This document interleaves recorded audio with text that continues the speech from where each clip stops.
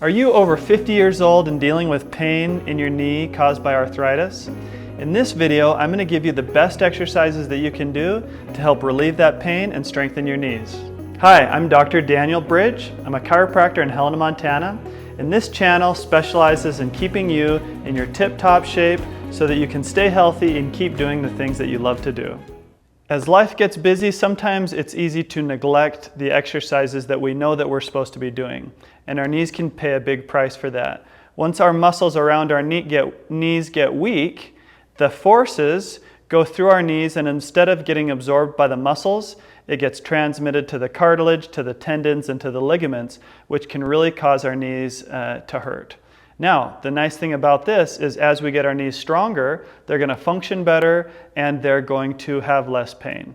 Also, the lubricant in the knee joint, called the synovial fluid, definitely improves with exercise, studies have shown. So today we're going to go over several different things that you can do to make this much better, to make this a strength. Before we start doing any exercises, you really want to get those knees warmed up. So we're going to go through a couple different things to get that process going. The first thing is you want to do windshield wipers with your feet, where you keep your heels planted and you go from side to side, side to side. So we got 3, 3, 4, 4, and you do that 10 times. Next, for the warm-up, we're going to gently march in place. Grab the back of a chair or go against a wall for balance and march your knees up. Bring your heels back and do a combination of those to get some good motion, blood flow through your knees, get those muscles nice and warmed up. After that, we're going to be ready for our first exercise. The most important muscle that we need to strengthen when we're working on the knees is the quadriceps. Get an elastic band or resistance band, hook it around the back leg of a chair, and then sit up at the edge of the chair or until you feel like you've got good tension in that band. Keep your back nice and straight, and then straighten that leg.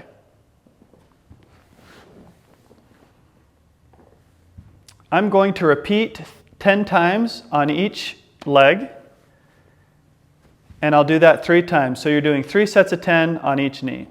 Did you ever have to do wall sits when you're in gym class? Hate to break it to you, but we're going to go back to that because it's a fantastic exercise. Get yourself a physio ball, set it against the wall, and place your back against that ball right there in your lower back. Make sure that you have a nice planted stance there, and you're going to bend your knees and roll down the wall and then come back up. Repeat that 3 sets of 10. If you want a little extra challenge, hold the squat right at the bottom and see how long you can do that before coming back up. Now, if you don't have a ball, you can still get a really good workout. Place your back flat against the wall and slide your back down until you can get into that squatting position.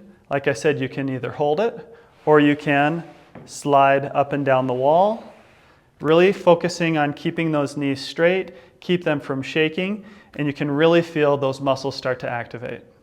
If you notice that I had this broomstick in the opening scene, that's for a reason. This is for one of the exercises that we're going to use. It's called hip hinging. So many times when we bend down, we use our back, which causes lots of pain and stress and trauma to our back. And there's a healthy way that we can use our hips to hinge down along with our knees when we need to pick something up. We need to retrain those muscles. So grab something like a broomstick, something long and straight that you can hold against your back.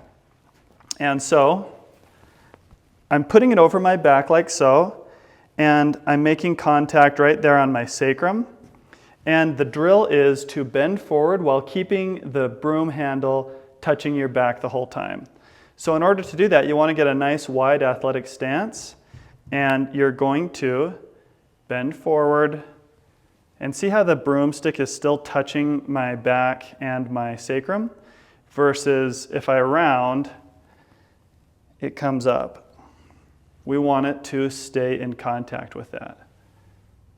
And as you guessed it, the magic number for that is also 3 sets of 10. Along with hip hinging, this next exercise, called a clam, is going to support and stabilize and strengthen those hip muscles which directly support and stabilize our knees.